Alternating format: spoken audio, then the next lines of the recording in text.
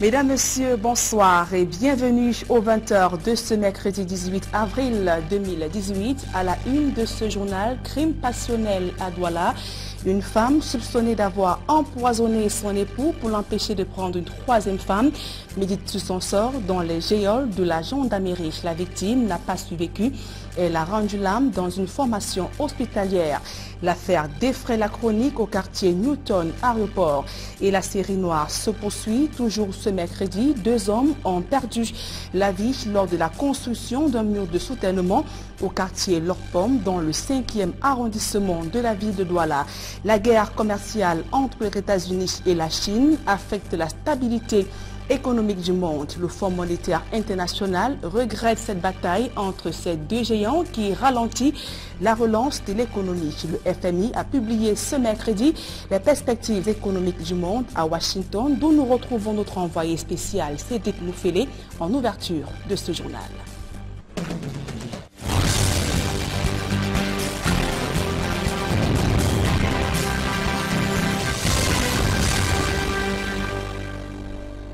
Mesdames, Messieurs, une fois encore, bonsoir et bienvenue à tous. Les déficits budgétaires affectent la relance de la croissance économique en Afrique subsaharienne. Le FMI, ses dysfonctionnements donc meublés en bonne partie. La rencontre du FMI, le Fonds monétaire international, a par ailleurs regretté les conséquences néfastes de cette bataille commerciale entre les États-Unis et la Chine. Nous retrouvons donc notre envoyé spécial, Cédric Moufélé, du côté de Washington. Des conférences attendues ici aux réunions du printemps du FMI et la Banque mondiale, les perspectives de l'économie mondiale qui s'assombrissent dans une guerre commerciale entre Washington et Pékin. Le litige entre ces deux grandes puissances économiques fait trembler les marchés et préoccupe au plus haut point le Fonds monétaire international. Son directeur du département des études et conseiller économique, Maurice Abswed, critique ces escalades en matière de commerce. Un tel litige cache bien mal des déficits budgétaires criards chez les grandes puissances industrielles. Tenez, par exemple, selon le FMI, les États-Unis d'Amérique enregistreraient en 2019 un déficit budgétaire évalué à plus de 150 milliards de dollars. Cependant, des mesures de l'administration Trump seraient en train de soutenir l'économie américaine à court terme, mais ces déséquilibres budgétaires affectent davantage les pays d'Afrique subsaharienne. Le FMI l'a relevé lors de cette conférence axée sur la perspective de l'économie mondiale. Néanmoins, quelques pays ont eu à bénéficier des bons points de la part du FMI. Il y a le Sénégal, la Côte d'Ivoire et le Kenya engagés dans des réformes structurelles. D'autres pays africains producteurs des matières premières bénéficient d'une légère embellie des cours des matières premières sur le marché international. Cependant, le FMI a tenu à insister sur la viabilité des finances publiques, l'amélioration de la gouvernance financière sur le continent africain. Ces préoccupations majeures doivent meubler d'autres réunions et conférences ici lors de ces rencontres du monde des finances au siège du Fonds monétaire international. Ici à Washington, Cédric Moufélé, envoyé spécial Equinox Télévision. Merci à vous Cédric Moufélé, notre envoyé spécial à Washington qui suit de près ces rencontres du printemps de la FMI et de la Banque mondiale. L'actualité à présent sur le plan local, c'est la consternation totale au quartier Newton Aéroport dans le 3e arrondissement de la ville de Douala. Un homme a trouvé la mort après avoir consommé un repas que lui a servi son épouse. Le animal domestique est également décédé après avoir consommé le même repas. Les populations furieuses ont tenté d'en découdre avec la femme incriminée, mais elle a eu la vie sauve grâce à l'intervention des forces de l'ordre. Le retour sur les faits dans ce reportage de Leclerc Sakem. Au milieu de cette marée humaine se dégagent les commentaires d'un homme décédé dans les circonstances trop. Nous sommes au quartier Newton, aéroport secteur Maliké, dans la capitale économique du Cameroun. L'Arabat, conducteur de camion, vivait maritalement avec celle qui aujourd'hui soupçonné d'avoir introduit le poison dans son repas. Quand je suis arrivée, la femme n'était pas là. Puisque quand ça s'est passé, il a envoyé une voisine appeler ma grande soeur.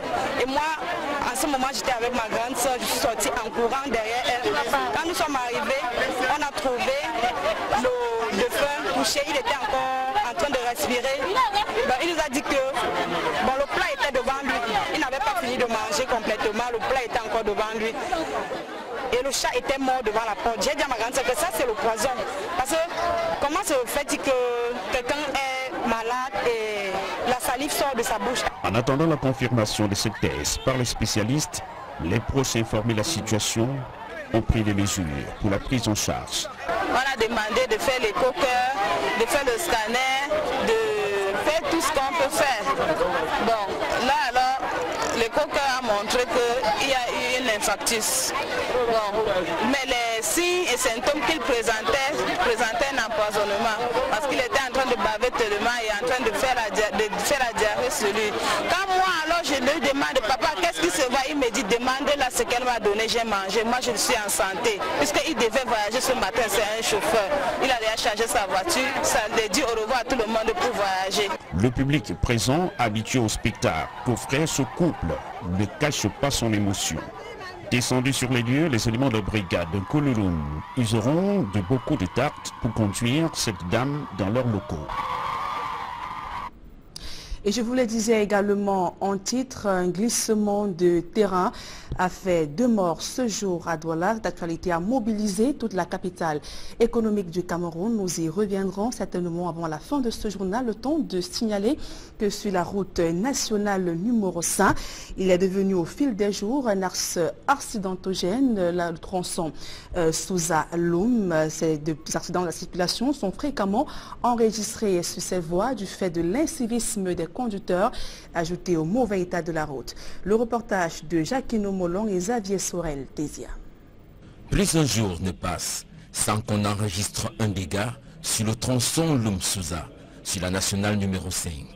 Des accidents divers, des collisions entre des véhicules, des voitures qui finissent au fond des ravins. Les usagers payent au quotidien le prix du mauvais état de cet axe routier.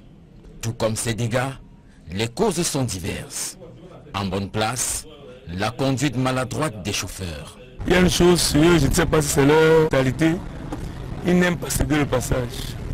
Donc si tu es derrière une voiture comme ça, le qui te serre le passage, il préfère te serrer qu'à la dernière minute, il oublie qu'il y a des usagers dans la voiture et ils mettent la vie des gens en danger. Ils roulent tellement mal ces chauffeurs-là. Donc vraiment, on devait vraiment encore les apprendre le cours de la route. Que dire de l'état de cette route crevassée par endroits ou de ces graviers qui ont envahi la chaussée à cause de l'incivisme des conducteurs de camions. Les camions qui chargent la posant, vraiment, ces camions nous nuisent avec les graviers. Partout sur la route, au virage où les graviers sont versés. Regardez, particulièrement ma pare-brise, elle est cassée comme ça, c'est ces graviers-là. Ça renverse aussi les véhicules. Pratiquement comme mon collègue ce matin a eu ce même problème-là. Son véhicule est complètement endommagé à cause de ces graviers. Les graviers là, avec beaucoup de vent, ça renverse les graviers au sol. Et voilà maintenant les incidents qui convainquent que nos frères sont en faillite. Le camion, la voiture, si devait aider notre frère au moins avec sa famille, envoyer les enfants à l'école. Voilà le gravier qui a fait que quelqu'un peut perdre sa vie là. Ce sont ces blocs de pouzzolane qui ont causé un accident de la circulation sur cet axe dans la matinée du lundi 16 avril 2018. On avait enregistré 7 blessés. D'après les statistiques du ministère des Transports, cette route est la plus meurtrière au Cameroun. L'enclavement des principaux bassins agricoles freine l'essor des zones rurales au Cameroun. Illustration au village Badjonzo. C'est dans le département d'Undé, région de l'Ouest Cameroun. Le mauvais état des routes empêche aux populations d'écouler leurs marchandises vers les centres urbains. Ajoutez à cela l'absence d'eau potable et d'électricité. Nos reporters Jacquino Molon et Flavien Valondongo nous amènent à la découverte de ce vivrier agricole situé en plein cœur des montagnes. Reportage. Au milieu des montagnes qui entourent le département d'Undé, dans la région de l'Ouest Cameroun, le village Badjonzo.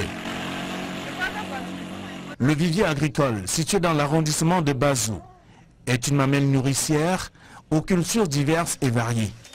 Nous produisons beaucoup. La patate, banane, manioc, tomates, les ignames aussi, le piment. Mais la route est mauvaise. Sac de patates sur la moto, c'est 1500. De Badjonzo pour Bazou Centre. Les petits marchés du village sont envahis par des produits sortis des plantations. Les habitants consomment local. Le grand marché est à Bazou. Il faut parcourir 7 km sur une route impraticable. Badjonzo, Bazou, ça fait 7 km. Les Bensikene profitent de nous. Il y a des fois on paye 1000 francs, des fois on paye 700. Il y a un problème de route, d'autant plus que c'est les villageois qui essaient d'aménager la route. Le coût du transport est élevé. Sur place, l'eau potable est une denrée rare. Celle qui existe provient de ces puits, un puits à haut risque. C'est ici qu'on buvait l'eau. C'est ça qui calcule jusqu'à présent, parce qu'il y a manque d'eau. Les gens de l'autre quartier sortent pour puiser l'eau. Là, derrière moi, là, toujours le pisse. On ne connaît pas, on voit parce que c'est un peu, on voit que c'est potable, petit, on sait bien. C'est même pas potable parce que quand il y a les enfants, c'est même pas protégé, vous voyez. On est obligé de boire parce qu'on manque. Chez le chef, il y avait un forage qu'on avait mis, ça ne fonctionne pas. Des forages avaient pourtant été construits pour améliorer la vie des villageois. Des forages qui sont aujourd'hui à l'abandon. Il y avait ce convoiteur. Bon, depuis les bandits sont venus arracher les moteurs, tout. Et maintenant, on se fait que vivre avec les vieux marigots comme ça. Si c'est pas potable, ils sont obligés de boire ça. Ils sont obligés de boire parce qu'il n'y a pas d'eau. Le seul centre de santé érigé dans le village est dans la broussaille. Il y a un hôpital, mais manque d'infirmiers. Si quelqu'un tombe malade ici, il y a une femme enceinte, il faut seulement trouver des motos pour l'évacuer sur Bazou. Avant d'arriver à Bazou, le concerné peut crever en cours de route. L'école primaire à cycle complet manque d'enseignants. Cycle complet de la CE jusqu'au CM2. On n'a que 3 mètres pour toute l'école. 1 mètre pour 2 salles de classe. Parce que notre village est abandonné. Les collégiens du village Badjonzo parcourent 16 km en aller-retour pour recevoir les cours au lycée de Bazou. C'est un véritable calvaire qui anime les habitants du village Badjonzo. Le dimanche, le culte se passe dans mon presbytère. Que voilà, c'est une interpellation parce que dans le village, nos parents ils ne parviennent même plus, ils n'ont plus rien. Les villageois sollicitent alors le concours des élites pour la construction des routes afin d'écouler les produits agricoles qui pullulent dans des plantations. Des localités comme Badjonzo se comptent à l'appel au Cameroun. Elles qui n'ont besoin que du minimum, à savoir des routes, de l'eau potable, des écoles, des centres de santé pour s'arrimer à la modernité. Une autre localité qui croupit sous le poids de la misère et la pauvreté, c'est le village d'Ehan dans le département de l'Océan, région du sud du Cameroun. Tenez par exemple, les populations des fidèles chrétiens n'ont pas de chapelle pour pouvoir prier le Seigneur. L'absence d'infrastructures routières et sanitaires. Plus de précisions dans ce reportage de Rodrigue Ngassi et Julien Nyondé. À une quarantaine de kilomètres d'Edea, s'étend le village d'Ehanais, situé dans le département de l'Océan. Durant des années, le ciel de cette localité est resté sombre. Et l'église catholique du coin, jusqu'à ce jour, peine à tenir debout. Construite en matériaux provisoires et dans un état de délabrement avancé, elle expose les fidèles aux intempéries climatiques. C'est dans ces conditions que l'abbé Grégoire Essimbe, fils de Déhanais, comme un berger, est venu apporter un message d'espoir et de mobilisation. En réalité, cette chapelle, la toute première, a été construite par les chrétiens eux-mêmes. Donc c'est une interpellation d'abord aux villageois en eux-mêmes, aux hommes et aux femmes de Déhanais, pour faire quelque chose. Nous tendons la main à quelqu'un comme un frère qui est chez nous, à qui on peut dire que toi, tu as un peu, aide ton frère. C'est un devoir chrétien pour les forts de porter les faibles. Mais dans tous les cas, nous aussi nous pouvons faire quelque chose. Et c'est ce que nous demandons, un appui. Quand on demande de construire une chapelle, avec la construction, ce n'est pas tout. Il faut l'équiper, il faut l'entretenir. Nous pouvons faire cette autre partie-là. S'adressant aux fidèles, le prélat, s'inspirant des questions d'actualité, les a exhortés à continuer de construire la notion du vivre ensemble. Face au préfet de l'océan, l'abbé Grégoire Simbé, se souvenant que l'électricité et l'aménagement de la route sont arrivés à Déhanais avec l'implantation d'une société agricole, invite les autorités à se pencher sur d'autres problèmes que connaissent les populations de ce village. La route, la lumière ne sont pas pour le village de Déhanais. Ce n'est pas pour le village de Déhanais. Elles ont quelque chose pour Déhanais, pour la terre qui nous donne toute cette richesse. Il ne reste donc plus qu'à espérer que ce cri ne soit pas parvenu dans les oreilles de sourds.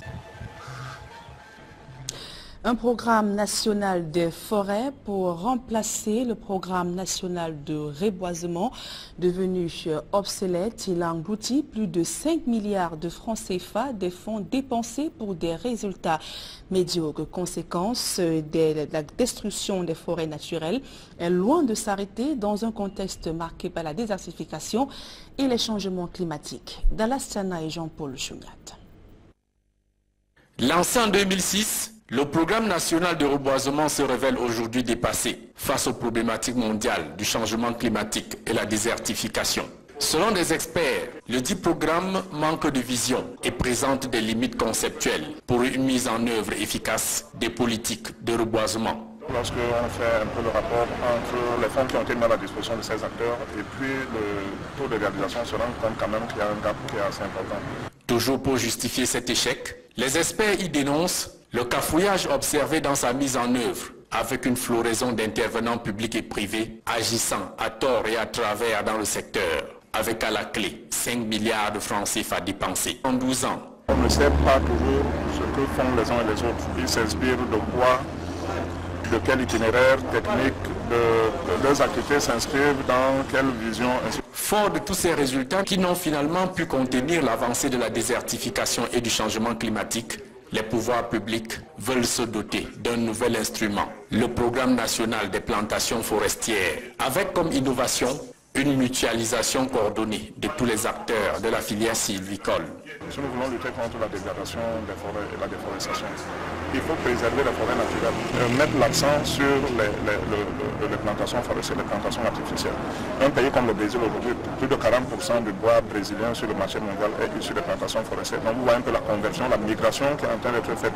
Et réunis à Bafoussam, le ministère des Forêts et de la Faune et tous les acteurs concernés cherchent la bonne formule à même de mieux porter ce nouveau programme, gage de reconstitution des forêts camerounaises dévastées par une exploitation sauvage. Les participants ont bon espoir que le nouveau projet ne sera pas un programme de trop pour amuser la galerie. En éducation, plus de 1400 livres proposés par des éditeurs qui espèrent être retenus pour la prochaine rentrée scolaire. Le Conseil national d'agrément du livre, réuni en session extraordinaire, a la lourde responsabilité de choisir un seul livre par matière. En réalité, le gouvernement veut rompre avec une pratique source de corruption et de marchandage, celle qui veut que plusieurs livres soient proposés aux apprenants. Élisée Borba et Aïe Cyril. C'est une espèce de retour à la normale dans le système éducatif camerounais. Dès la prochaine rentrée scolaire, un seul livre sera retenu par matière d'enseignement. La concurrence avait pour but la saine émulation. Mais malheureusement, cette émulation-là a été parfois faussée par d'autres arguments qui ont fait placer des livres à des niveaux qui n'étaient pas les leurs. Le pays s'apprête donc à rompre avec la pratique qui veut qu'une pléthore de livres par matière soit proposée aux apprenants. Pratique qui ouvre la voie à toute forme de corruption et de marchandage. Après l'agrément, les éditeurs devaient faire le tour du Cameroun, la ronde des établissements, pour être celui des 6 ou 7 livres agréés par matière qui allaient être enseignés dans cet établissement. Ça avait l'inconvénient que l'éditeur avait à faire du marketing à très grands frais. Ça avait l'inconvénient que les éditeurs devaient se battre parfois avec des moyens illicites et peu orthodoxes pour avoir celui des livres qui seraient retenus. Réunis en session ordinaire à Yaoundé, le Conseil national d'agrément du livre scolaire table sur les manuels qui seront retenus pour la prochaine rentrée scolaire. Qu'il s'agisse d'éditeurs camerounais ou d'éditeurs étrangers, le Conseil affirme que le critère de sélection, c'est celui de la qualité. Nous avons reçu exactement 1428 livres pour les différentes matières et ces livres, nous les avons reçus de 103 éditeurs, 2 éditeurs rwandais, quelques éditeurs anglais et français et le reste c'est des éditeurs camerounais.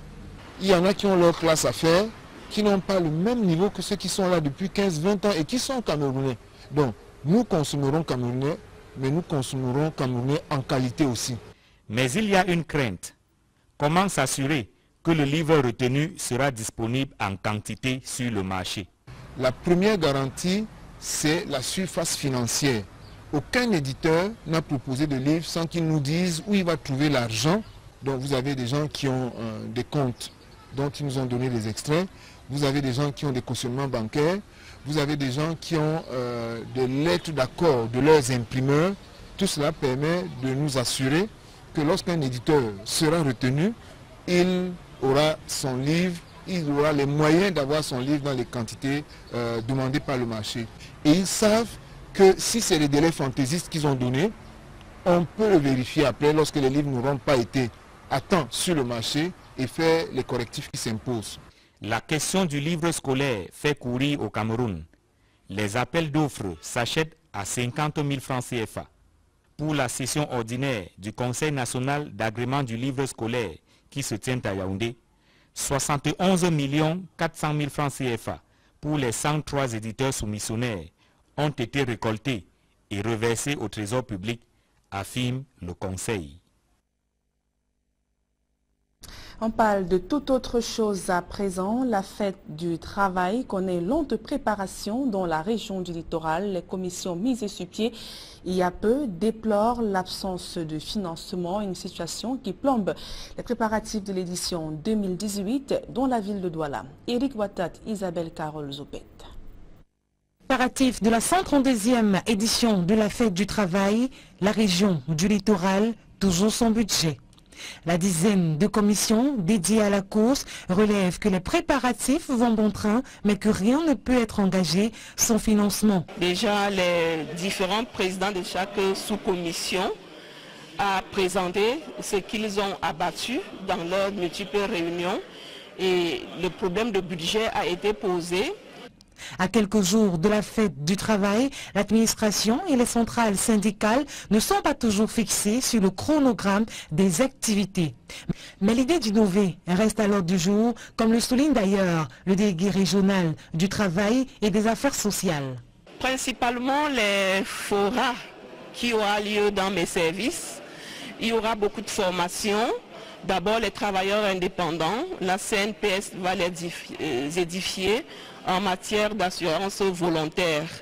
Il y aura aussi des dépistages gratuits de tension, de diabète et de VIH-Sida et bien d'autres. Ces travaux s'inscrivent dans le cadre de la deuxième réunion préparatoire de la fête du travail dans la région du littoral. Il faudra attendre les réunions du 25 et 27 avril prochain pour faire la lumière sur tous les problèmes évoqués au cours de ces assises. En rappel, le Cameroun célèbre le 1er mai prochain la fête du travail sous le thème « Dialogue social de promotion du travail décent et du progrès socio-économique au Cameroun ». Et je vous le disais à l'entame de ce journal, les travaux de soutènement d'un mur virodrame, la scène se déroule au quartier Lorpom, dans le 5e arrondissement de la ville de Douala. Les victimes étaient à pied d'œuvre lorsque le pire s'est produit. Le récit des faits avec Leclerc Sakem.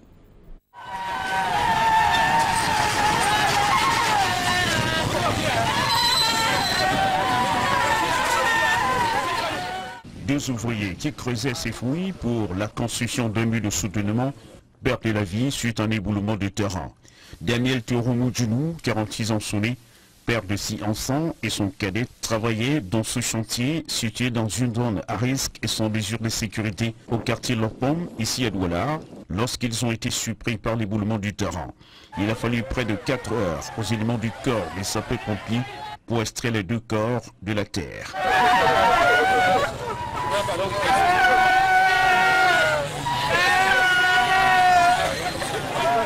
Les éléments du commissariat numéro 4 du Douala ont déposé les corps dans une morgue de la place. L'on est sans nouvelles du propriétaire de ce chantier. C'est avec ce reportage plutôt triste que nous mettons un terme à ce journal. Mesdames et messieurs, merci pour votre aimable attention et je vous souhaite de passer une agréable soirée en compagnie des programmes d'Equinox Télévision.